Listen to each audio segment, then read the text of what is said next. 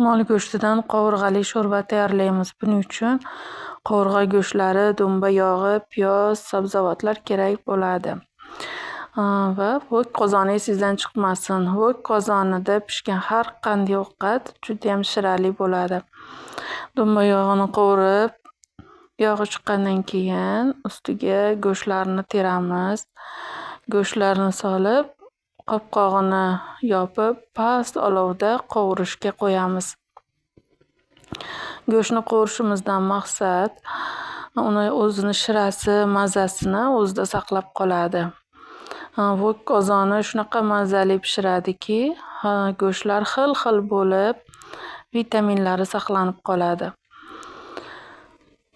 Yaxshilab qovurilgan go'shtni ustiga piyoz, sabzavotlarni ham solib, yana past olovda qopqog'ini yopib qovurishda davom etamiz.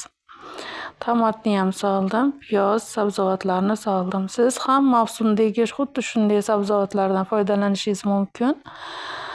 Makka, oq turib, kartoshka, sabzi judayam foydali. Hozir ayniqsa makkalar pishgan vaqti ularda kletchatka va foydali vitaminlar judayam ko'p. Suv quyamiz, qovurilgan massaga suv quyib, qaynatgandan keyin past olovda qopqog'ini yopgan holatda 1 soat qaynatamiz. 1 soat ichida sabzavotlarimiz pishadi.